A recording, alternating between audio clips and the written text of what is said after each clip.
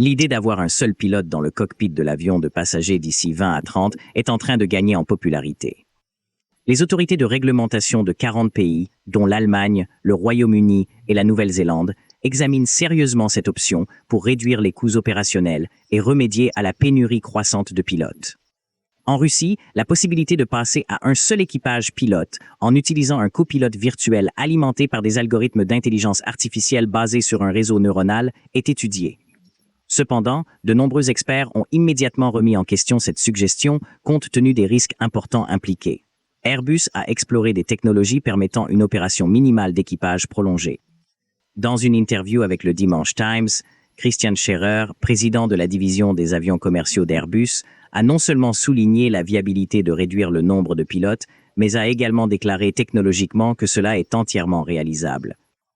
Et gardez à l'esprit que si vous déménagez dans un seul cockpit pilote, vous pourriez aussi bien déménager dans un cockpit sans humain. Toutefois, des questions importantes concernant une approche pilote unique restent en suspens. Et les étapes de vol critiques telles que le décollage et l'atterrissage, qui nécessitent généralement 2 pilotes. Comment un seul pilote gérera-t-il une charge de travail lourde pendant une urgence? Que se passe-t-il si le pilote seul tombe incapable sans personne d'autre autour? Actuellement, tous les pays interdisent les opérations à pilote unique pour les grands avions commerciaux. Les lois internationales de sécurité exigent au moins 2 personnes dans le cockpit à tout moment. Si un pilote part, un autre membre d'équipage doit prendre son poste. Il y a 2 questions ici. Premièrement, l'intelligence artificielle peut-elle vraiment remplacer un pilote responsable de la sécurité de centaines de passagers? Et le second, quel compromis pourrait être acceptable? La phrase clé est à long terme.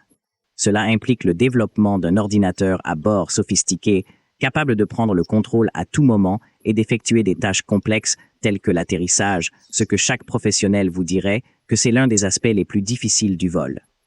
Les directeurs de la compagnie aérienne font une campagne intense pour la technologie sans pilote, ce qui est compréhensible compte tenu de la pénurie actuelle de pilotes et de la hausse des coûts opérationnels. Airbus a déjà fait des progrès majeurs dans la technologie autonome. Par exemple, le projet Morgan développe 2 nouveaux avions cargo qui ont moins d'équipage.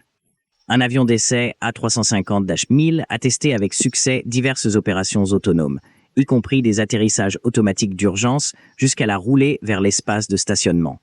Une autre partie de la recherche vise à renforcer le soutien des pilotes pendant la roulée, qui est une phase de charge de travail élevée, en particulier avant le départ.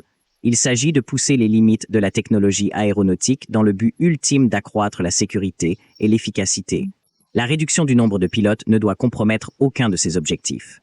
Cependant, les associations de pilotes, en particulier l'association de pilotes de compagnies aériennes, ALPA, sont fermement opposées au passage à un seul pilote. C'est le président Jason Ambrosi qui a ouvertement qualifié l'idée de remplacer les pilotes par la technologie de folie. En même temps, l'histoire démontre que rien n'est permanent sous le soleil, y compris la position d'ALPA. Lorsque le premier Boeing 737 a débuté à la fin des années 1960, il a besoin d'un capitaine d'équipage de 3 personnes, d'un copilote et d'un ingénieur de vol, semblable au Tupolev Tu-214 et Il-96 actuels. ALPA a insisté pour maintenir cette composition d'équipage à l'époque, malgré les modifications ultérieures des avions avec une automatisation plus avancée. Le groupe a soutenu que l'avoir un ensemble supplémentaire d'yeux, d'oreilles et de mains dans le cockpit était essentiel pour gérer de grandes charges de travail ou si un pilote devient incapable.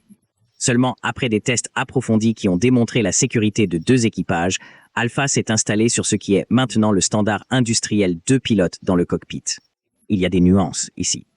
Airbus et Dassault Aviation, les fabricants de la série de jets d'affaires Falcon, supportent des vols pilotes uniques, bien que seulement à l'altitude de croisière. Le concept suggère que les pilotes seuls respectent des critères plus stricts d'expérience et de santé. Les compagnies aériennes individuelles, les syndicats de pilotes et l'Organisation internationale de l'aviation civile doivent approuver les modifications des normes d'équipage. Au départ, l'Agence de sécurité aérienne de l'Union européenne a indiqué que ces vols ne seraient envisagés que pour les avions plus avancés, tels que l'Airbus A350, le Boeing 787 et le Boeing 757. Cependant, les données montrent que 80% des passagers ne se sentiraient jamais à l'aise sans 2 pilotes dans le cockpit. Selon l'Association des pilotes australiens et internationaux, 83% des Australiens ne réserveraient pas de billets pour un voyage avec un seul pilote. Dans 15 pays, 76% des passagers adultes se sentaient mal à l'aise avec le concept d'avion sans pilote. Les partisans du vol d'un pilote unique ont d'énormes obstacles à gagner la confiance et l'approbation du public. Cependant, il est clair que ces opinions proviennent de perceptions. Actuellement, 2 pilotes exploitent de gros avions et il n'y a pas de données de sécurité disponibles pour l'aviation civile sans pilote ou minimalement habitée pour comparer avec les statistiques actuelles. Bien que la probabilité que la santé d'un pilote se détériore pendant le vol soit extrêmement faible, elle n'a jamais atteint 0. Cependant, de tels événements mettent en évidence pourquoi avoir un deuxième pilote à bord est toujours une mesure de sécurité cruciale. Il souligne l'importance d'une évaluation approfondie de la sécurité avant d'apporter des modifications importantes aux opérations pilotes. La mise en œuvre de solutions de contrôle externe ou de systèmes informatiques avancés à bord et de l'atterrissage autonome dans les aéroports appropriés peut rendre possible les vols pilotes uniques. En outre, les systèmes de contrôle au sol nécessiteraient une compréhension approfondie des opérations prévues des avions.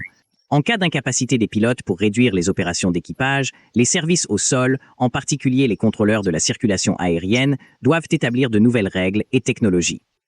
Des protocoles clairs seraient nécessaires pour les décisions sur l'atterrissage et la responsabilisation en cas de problèmes imprévus. Les aéroports devraient mettre en place des systèmes au sol pour les approches et les atterrissages autonomes, ainsi que pour le transfert de données météorologiques en temps réel vers des ordinateurs à bord. Cependant, toutes les régions ou tous les pays ne pourront pas financer de tels changements. Donc, la question sous-jacente est de savoir si les coûts de maintien d'un équipage complet sont supérieurs aux coûts de développement et de soutien des technologies pour un seul pilote ou un vol sans pilote. Une autre préoccupation est de savoir si les dirigeants mondiaux, les gouvernements et les organisations internationales souhaiteraient voyager sans pilote ou préféreraient garantir la responsabilité humaine pour leur sécurité plutôt que de dépendre exclusivement des algorithmes. Donc, les opérations pilotes uniques pourraient-elles être un phénomène temporaire? Les démonstrations historiques administrent que les opinions sociales changent au fil du temps. Plusieurs aéroports offrent désormais des navettes sans conducteur entre les terminaux et certains trains de métro dans les grandes villes sont déjà autonomes. La recherche d'opérations pilotes uniques utilisant l'intelligence artificielle est l'un des développements les plus importants et controversés.